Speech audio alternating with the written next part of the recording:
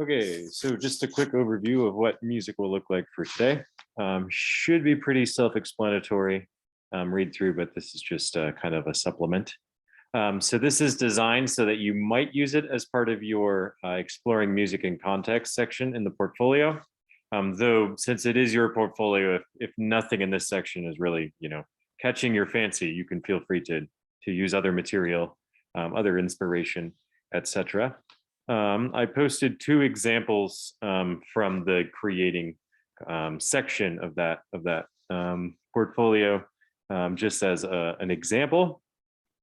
So to start, you'll listen to this track, Thilohun Ginjit by the band King Crimson.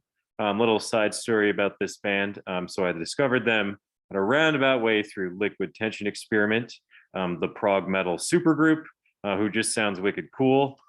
Um, Super fast players. Most of these guys are from the band Dream Theater, who back in high school, all my friends were obsessed with Dream Theater.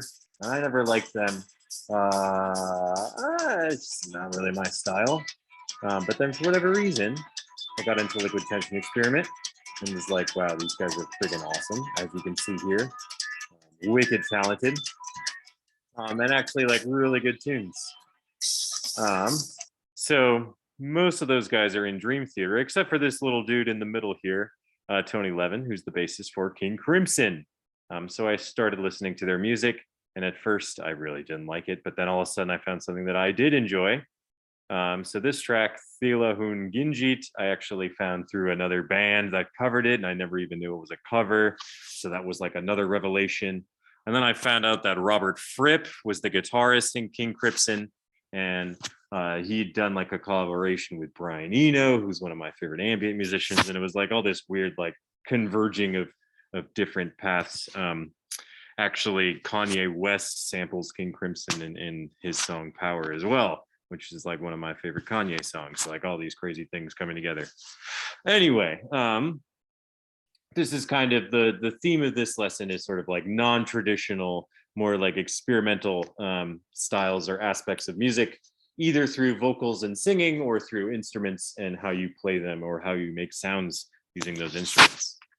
So the first one, listen here, write down your reactions to the song, and then listen to the intro track, which it looks like I need to paste the link for that intro track. So I'll do that right here. And then I have an example of non-traditional instrument playing. This is again from King Crimson.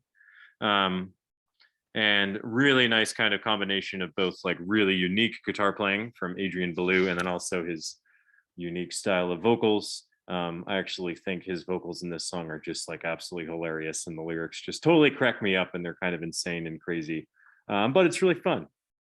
And then you should decide which of those two you're kind of more interested in. Are you more interested in looking at different types of vocals and singing and lyrical writing, or you're interested in more non-traditional ways of playing instruments? So you decide a path to go down, and then you explore some songs, videos, articles in that path, writing your reaction to them. If you are interested in a song, you should like do a deep dive into it, if you really want to look at one in depth, for sure do that. Or if none of them are really interesting to you, you can just kind of do more of a broader search. And then most importantly, after like looking at some of these pieces, you should try to use that as inspiration to kind of experiment with creating your own mini piece of music. This is only going to be like maybe 30 to 60 seconds long, though you can go longer, of course, if you're feeling inspired. But yeah, just try to think outside of the box, try to do something that maybe you wouldn't usually do before. And because you're doing something that you wouldn't usually do before, don't necessarily worry about it sounding super perfect or like really well, laid out and everything. More just trying to create for the sake of creating. So here's some examples that I've shared. You don't have to look at all of these, but you can look at some. I see one of you is right here going to some food in the fridge. Hi, Kahan. This is for you tomorrow. Yeah, music class. So here's some more examples of non-traditional vocals. Primus is one of my favorite bands, and the bassist Les Claypool basically said that like he never felt like he could sing, so he always felt like he was a carnival caller, sort of just doing his vocals that way. Maybe you've heard of LCD Sound System; they're pretty popular. But this song, "Losing My Edge," is like, oh my god, I just love it. It's like really repetitive, and he just kind of keeps repeating that phrase, and I don't know, for whatever reason, it just like ingrains itself in my brain. Woody Guthrie has all these sorts of like folky blues songs where they do this sort of talking style instead of singing style. I actually wrote a song like that one time without even knowing that like talking blues was a thing. So that's hilarious. Shugo Rose is one of my favorite bands from Iceland. And actually on this album, which has no title, it's just called Parentheses, he uses a language called Von Lenska, which is kind of translated as like Hopelandic. Basically, he says words that sound like they're Icelandic, but they're actually just totally gibberish that's made up and not really any real words. Which is, I don't know. Sometimes personally, I find it hard to attach good lyrics to the sounds that I want to make. So it's kind of an interesting way to go around that. And then finally, a link from Charles Spearin for his Happiness Project, a classic. And then some examples of non-traditional instrument playing. Of course, the classic Tom Morello from Rage Against the Machine. This video is really freaking awesome, and he does lots of cool techniques. He'll use a lot of pedals, but I think there's a lot of stuff that we can create even using the limited equipment we have here. Really cool video from Adrian Belew, again, the singer from King Crimson. And you can really see how he'll use all different parts of the guitar, from like the whammy bar to actually like bending the guitar itself, or to like strumming the strings at the very end of the head.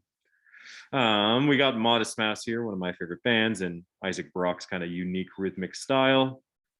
Crass is an anarcho-punk band from the UK, whose rhythm guitarist wouldn't even like tune his instrument. He would just like move his finger around on the fretboard and just sort of just strum like crazy stuff.